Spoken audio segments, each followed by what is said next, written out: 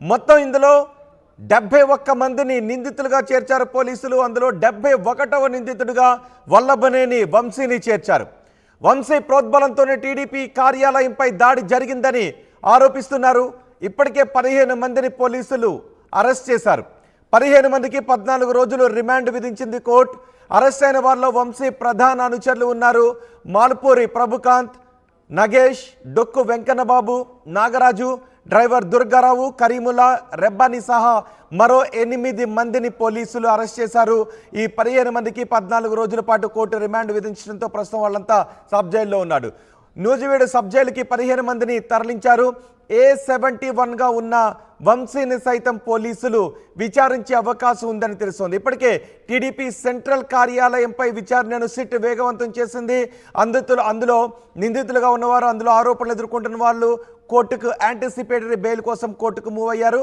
మరోవైపు గన్నవరంలో టీడీపీ ఆఫీసుపై దాడి ఘటనను కూడా పోలీసులు సీరియస్గా తీసుకున్నారు. A1గా వల్లభనేని వంశీ ఉన్నారు. ఇప్పుడు వంశీని పోలీసులు విచారించబోతున్నారు. అందుకే వల్లభనేని వంశీ కోసం పోలీసులు వెతుకుతున్నట్టుగా తెలుస్తోంది. పూర్తి సమాచారం మా ప్రతినిధి రాజేష్ అందిస్తారు. రాజేష్, గన్నవరం టీడీపీ ఆఫీస్పై దాడి కేసులో ఏం జరిగే అవకాశం ఉంది? ఇప్పటికే 15 మందిని పోలీసులు అరెస్ట్ చేసి రిమాండ్కు తరలించారు.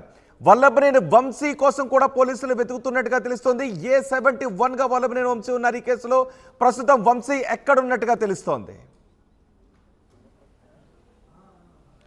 ప్రస్తుతం వల్లభనేని వంశీ మాత్రం పరారీలో ఉన్నట్టు తెలుస్తుంది. ఎవరికి అజ్ఞాతలోకి వెళ్ళిపోయినట్టు తెలుస్తుంది. ఆయన ఆచూకీ కోసం పోలీసులు అయితే గాలింపు చర్యలు చేపట్టారు. ఎందుకంటే వల్లభనేని వంశీ A17కి ఉన్నారు. ఈ కేసులో ఆయన కూడా ఒక నిందితుడు ఉన్న నేపథ్యంలో ఆయన్ని కూడా అరెస్ట్ చేసే అవకాశం కనబడుతుంది. 2023 ఫిబ్రవరి 19వ తేదీన గన్నవరం పార్టీ కార్యాలయం మీదకి వంశీ తన అనుచరులతో బ్లాక్ స్కార్పియోలు వేసుకొచ్చి ఆఫీస్ మీద దాడి చేయడంతో పాటు ఆఫీస్ వద్ద ఉన్నటువంటి కార్లకి పెట్రోల్ పోసి నిప్పు పెట్టించినటువంటి ఘటన అప్పుడు సంచలనంగా మారింది. అక్కడ ఉన్నటువంటి కార్యాలయ సిబ్బంది మీద, అదేవిధంగా అప్పుడు ఉమ్మడి కృష్ణా జిల్లా తెలుగుదేశం పార్టీ అధ్యక్షుడు బొచ్చుల అర్జునుడు సంబంధించినటువంటి కారును కూడా ధ్వంసం చేశారు. ఆయన కుమారుడి మీద కూడా దాడి చేసే ప్రయత్నం జరిగిందని అప్పట్లో పెద్ద ఎత్తున ఆరోపణలు వచ్చినాయి. ఈ నేపథ్యంలో అప్పుడు పోలీసులు ఎవరి మీద కూడా తిరిగి టీడీపీ నేత మీద కేసులు పెట్టారు. టీడీపీ నేతలే రెచ్చగొట్టారు కాబట్టి దాడులు చేశారనే విధంగా అప్పుడు టీడీపీ నేతల మీద కేసులు పెట్టిన పోలీసులు ఇప్పుడు తిరిగి కేసును రీఇన్వెస్టిగేషన్ చేస్తున్న నేపథ్యంలో 71 మంది నిందితులుగా గుర్తించి వాళ్ళ మీద కేసు అయితే ఫైల్ చేశారు. ఎఫ్ఐఆర్ కూడా అయింది. దాంట్లో 15 మందిని ఇప్పటికే పోలీసులు అయితే అదుపులో తీసుకున్నారు. నిన్నే వాళ్ళని కోర్టులో సబ్మిట్ చేస్తే నిన్న అర్ధరాత్రి 2 గంటల వరకు వాదనలు జరిగాయి.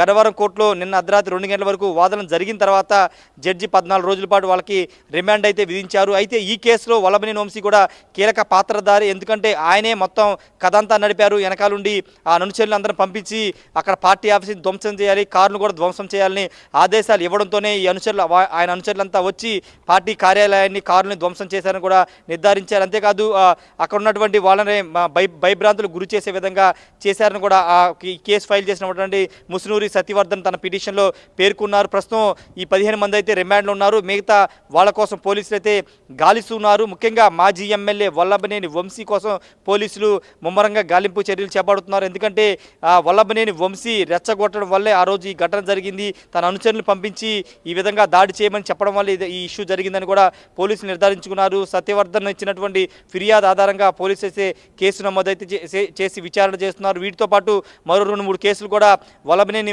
వంశీ మీద నమోదయ్యే అవకాశాలు కనబడుతున్నాయి. అదే పార్టీ కార్యాలయం పనిచేస్తున్నటువంటి కంప్యూటర్ ఆపరేటర్ కూడా తనని వల్లభనేని వంశీ తన మీద దాడి చేయించాడనే కేసు కూడా పెట్టే అవకాశం ఉందని కూడా ప్రచారం జరుగుతున్న నేపథ్యంలో ఇప్పుడు వరుస పెట్టి వల్లభనేని వంశీ మీద కేసులు అయితే నమోదయ్యే అవకాశం కనబడుతుంది.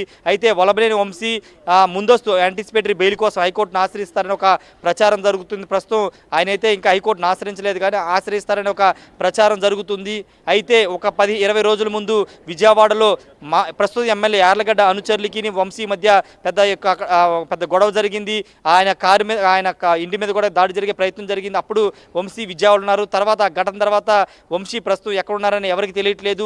మొన్న జూలై 8న వైఎస్ఆర్ కాంగ్రెస్ పార్టీ సంబంధించినటువంటి వైఎస్ఆర్ జయంతి వేడుకలో కూడా వల్లభనేని వంశీ పాల్గొనలేదు. అంతేకాదు జగన్ 2-3 సార్లు తాడేపల్లి వెళ్ళారు, పులివెందులు వెళ్ళిన సందర్భంగా, అదేవిధంగా బెంగళూరుకు వెళ్ళిన సందర్భంగా గన్నవరం ఎయిర్పోర్ట్లో వైసీపీకి సంబంధించినటువంటి కృష్ణా గుంటూరు జిల్లా నేతలు వచ్చినప్పటికీ వంశీ మాత్రం ఎక్కడా కూడా కనబడలేదు. ఈ నేపథ్యంలో ఆయన అజ్ఞాతంలోకి వెళ్ళిపోయారనే ప్రచారం జరుగుతున్న నేపథ్యంలో ఖచ్చితంగా వంశీని కూడా అరెస్ట్ చేసే అవకాశం అయితే కనబడుతుంది.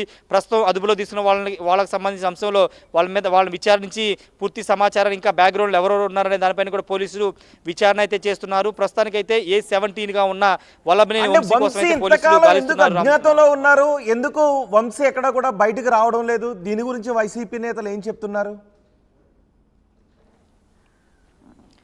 అంటే వల్లభనేని వంశీ 2019లో టీడీపీ తరపున గెలిచి ఒక 6 నెలల్లోపే ఆయన తిరిగి వైసీపీకి వెళ్ళి మద్దతుదారుగా ఉన్నారు. వైసీపీలో జాయిన్ అవ్వలేదు, కానీ వైసీపీ మద్దతుదారు ఎమ్మెల్యేగా కొనసాగారు. అయితే వంశీ తర్వాత చంద్రబాబు నాయుడిని, లోకేష్ని, భువనేశ్వర్ అనేక వ్యక్తిగత వ్యాఖ్యలు చేయడం పట్ల అప్పుడు పెద్ద ఎత్తున విమర్శలు కూడా వచ్చాయి.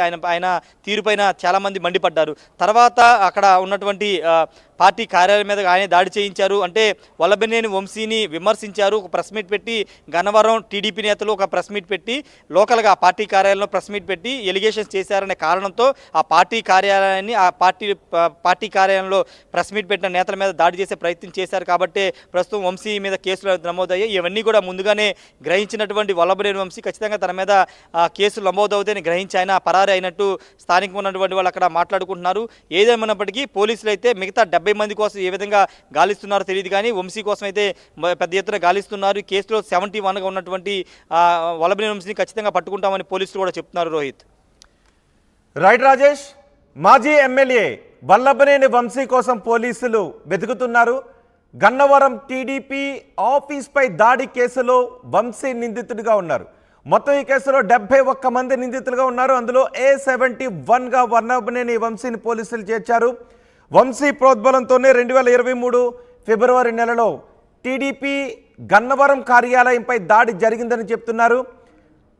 ఇప్పటికి 15 మందిని అరెస్ట్ చేశారు పోలీసులు. 15 మందికి 14 రోజులు రిమాండ్ కూడా విధించింది కోర్టు. అరెస్ట్ అయిన వారిలో వంశీ ప్రధాన అనుచరులు ఉన్నారు. మూల్పూరి ప్రభుకాంత్, నగేష్, డొక్కు వెంకన్నబాబు, నాగరాజు, డ్రైవర్ దుర్గారావు, కరీముల్లా, రెబ్బాని సహా మరో 8 మందిని పోలీసులు అరెస్ట్ చేశారు. వీరందరినీ రిమాండ్కు తరలించారు. నూజివేడు సబ్ జైలుకు 15 మంది నిందితులను తరలించారు. A71గా ఉన్న వంశీని సైతం అరెస్ట్ చేసే అవకాశం ఉంది అనే చర్చ జరుగుతోంది. పోలీసులు వంశీని విచారించాలని అనుకుంటున్నారు, కానీ వంశీ అందుబాటులో లేకపోవడంతో వంశీ గురించి పోలీసులు ఆరా తీస్తున్నారు.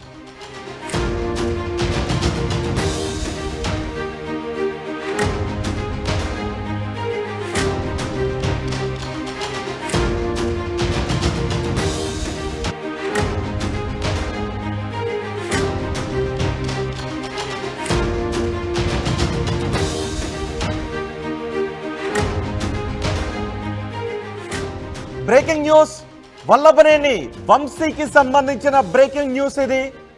మాజీ ఎమ్మెల్యే వల్లభనేని వంశీ కోసం పోలీసులు వెతుకుతున్నారు. గన్నవరంలో టీడీపీ ఆఫీస్పై దాడి కేసులో వల్లభనేని వంశీ నిందితుడిగా ఉన్నారు. మొత్తం ఇందులో 71 మందిని నిందితులుగా చేర్చారు పోలీసులు. అందులో